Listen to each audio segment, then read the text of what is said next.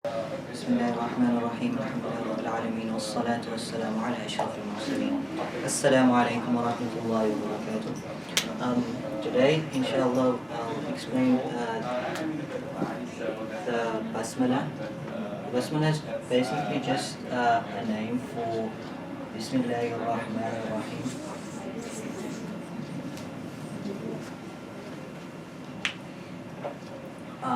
Basically, when you look at the basmala, there's a couple of parts of the basmala. There's Ar-Rahman, Ar-Rahim. There's Allah and there's Bismillah. Bismi can be divided into Ba, and Ism. Right? Ba is what is in Arabic is referred to as a harf al-jar. Ismun generally is translated as name. Because generally it would have been written like this with a ba and then ismun, but the alif is dropped and it's joined completely like that. The reason being there's a complicated reason as to why the alif is dropped, and then there's a simple reason why the alif is dropped. The simple reason is that in the Mus'haf Uthmani it has been written without the alif, and because the Mus'haf Uthmani decided to write it without the alif, every single Mus'haf from that time decided to write it without the alif.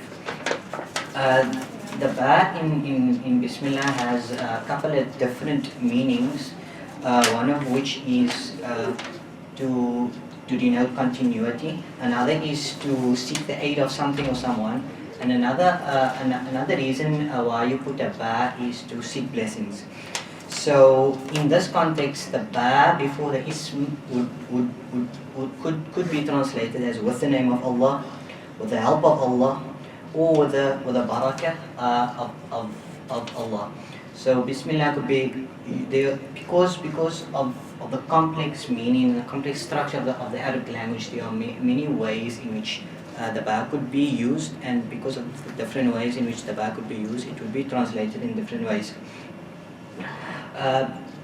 Bismillah ar-Rahman ar-Rahim, according to Allama Suyuti rahimahullah, is what every single divine book starts. It's not only the Qur'an, but every single divine book, like the Torah, the Injil, the Zabur, all of them start with Bismillah ar-Rahman ar-Rahim.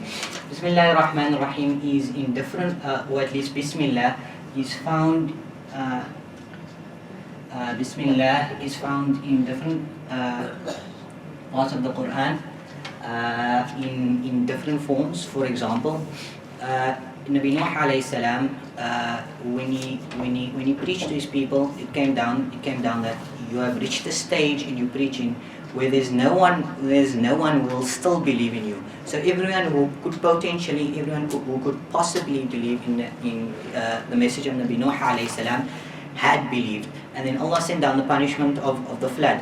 And before sending down the flood, Allah instructed Nabi Nuh alayhi salam that you should build an ark. And when he boards the ark, he says, as it comes in the Quran, وَقَالَ ارْكَبُوا فِيهَا بِسْمِ اللَّهِ مَجْرِيهَا وَمُرْسَاهَا إِنَّ رَبِّي لَغَفُورٌ رَحِيمٌ. That as he boards the ark, he says, Bismillah, Bismillah, Bismillah. Anyway, another time in the Quran, elsewhere in the Quran, Bismillah is used is Nabi Sulaiman alayhi salam. Nabi Sulaiman alayhi salam is inspecting his army. He had a huge army of animals and birds and so forth. So he's inspecting his army and he sees that one bird is missing, and he asks, "Where's this particular bird?" The Quran refers to it as the hudhud bird, in English, hupu bird. So anyway, so he's inspecting the army and he's looking, where is this particular bird, and he doesn't find the bird. Long story cut short, eventually the bird comes to him and says, "I found a people, and these people worship other than Allah." And then Nabi Sulaiman alayhi salam, because he's a prophet, part of his mission on this earth is to give da'wah to others, to call others towards Allah. So he sends a letter to the queen of this particular nation, this particular nation, and he starts his letter, إِنَّهُ مِن سُلَيْمَانَ وَإِنَّهُ بِسْمِ اللَّهِ الرَّحْمَنِ الرَّحِيمِ. That most certainly is from Sulaiman, and it is in the name of Allah, Ar-Rahman and Ar-Rahim. Another understanding of Bismillah ar-Rahman ar-Rahim, which relates to our life, is that when we start something and we start with Bismillah ar-Rahman ar-Rahim, it psychologically and subconsciously it changes our understanding of things which are mundane, and it gives it a level of it changes it to worship. In other words, everyday mundane things can be elevated through intention to the position of worship. Let me give you an example. For example, every day we eat, right? Every day we eat. Or every day we drive to campus or walk to campus. Now that is a mundane, everyday, normal action. But when you do it with the correct intention, when you change your intention and you walk to campus for the purpose of seeking knowledge, for the sake of Allah, when you start eating to nourish your body, when you try to eat food which is halal, when you try to eat food which is good for you, and you do that in the name of Allah, you elevate an action which is normal, which is an everyday action which you had to do. You take a normal action and you elevate it to the position of worship. There's a well-known Turkish scholar by the name of Badiou Zaman Said Nursi. He died in the year 1960. He was a scholar and a mujahid. He lived during the time of the Ottoman Khilafah, and then during the First World War he led a volunteer army to fight against the Russians. In fact, he was captured and eventually escaped, and eventually comes back to what was left of the Ottoman Empire or Ottoman Khilafah. And at that time, the Ottoman Khilafah is going through tremendous structural changes, from being the bulwark of Islamic civilization, of Islamic morality, basically the only Khilafah in the Muslim world, or anything near to Khilafah in the Muslim world. And then Mustafa Kemal or Ataturk, he comes along and he abolishes the Khilafah, and he tries to secularize the Turkish economy. And it is during this time that Badiou Zaman starts much of his reform, and he wrote a tafsir which attempts to deal with showing the Qur'an in a modern light. And according to Badiou Zaman, in fact, as I said in the previous lesson, many scholars consider the Fatiha to be a synopsis of the Qur'an. According to Badiou Zaman, in fact, Bismillah ar-Rahman ar-Rahim is a synopsis of the Qur'an. I'm not quite sure exactly, it doesn't really elaborate much. But one of the interesting ways in which he decides to describe the Basmala, Bismillah ar-Rahman ar-Rahim, is he uses an analogy of an individual who's going through the desert. And as he goes through the desert, there are many bandits and many people who might harm him. So you get two individuals who goes through this. The one individual is quite arrogant and full of himself and says, I'm going to depend on my strength and I'm just going to khoi. And then you get the other individual. The other individual is much weaker. He's not as strong as the first individual, but he decides to take the name of a particular chieftain who has a great degree of power. And yet, because he's associated with this chieftain, as he's traveling through the desert, whenever someone wants to attack him or steal his wealth or whatever, he says, look, I'm under the protection of Chief ABC. And Badiou Zaman considers the Basmala in our everyday life to that similitude, because this entire dunya is under the command, under the chieftainship, under the lordship of Allah.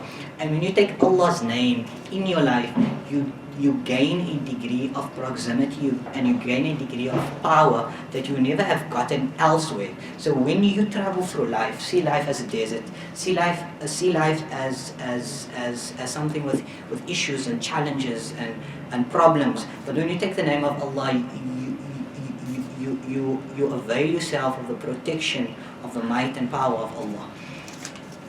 Let's see what else do I have. Bismillah ar-Rahman ar-Rahim. The well accepted view of most of the scholars is that اقرأ باسم ربك الذي خلق is the first ayah to be revealed, right? But the Quran starts, the first ayah of the Quran is Bismillah ar-Rahman ar-Rahim. In fact, there are also difference of opinion as to whether Bismillah ar-Rahman ar-Rahim is an independent ayah at the beginning of Surah Al-Fatiha. But let's assume it is for the purpose of our discussion, because it is a view taken, accepted by Imam Shafi'i rahimahullah.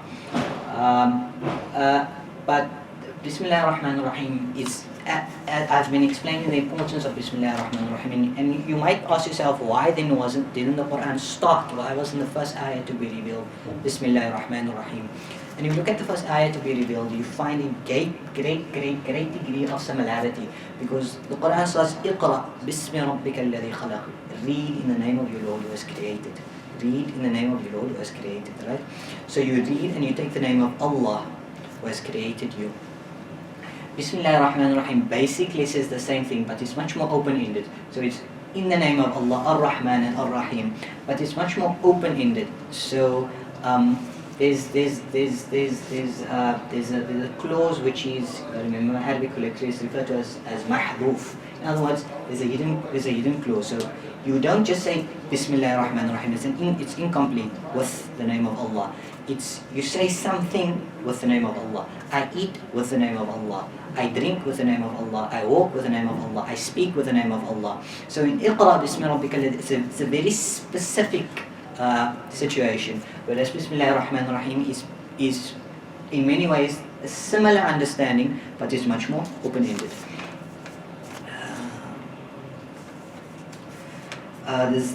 When you look at the virtues of the Basmala is, as I said already, Bismillah ar-Rahman ar-Rahim. It's reported by, in the Musnad of Imam Ahmad, that the person who was riding behind the Prophet sallallahu alaihi wasallam said, the Prophet's animal tripped, so I said, cursed shaitan.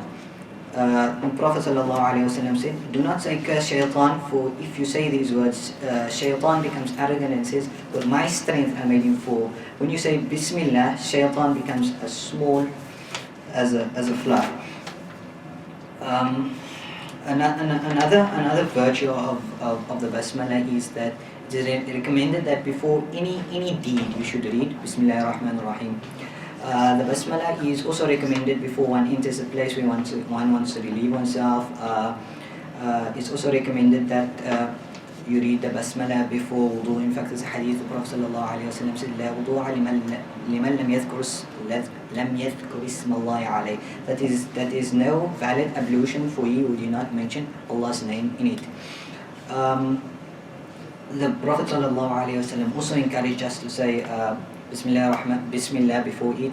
قل Bismillah wa kul biyaminik. The Prophet ﷺ said, say Bismillah and eat with your right hand. There's also another hadith, the Prophet ﷺ says, كل أمر ذي بال لا يبدأ في بسم الله الرحمن الرحيم فهو أقطع. That every good action which is not started with Bismillah ar-Rahman ar-Rahim is severed in blessings. That's about it for today. I ask if I've said anything that is beneficial, I ask you to make dua for me. If I said anything which was out of line, I ask you forgiveness. Are there any questions?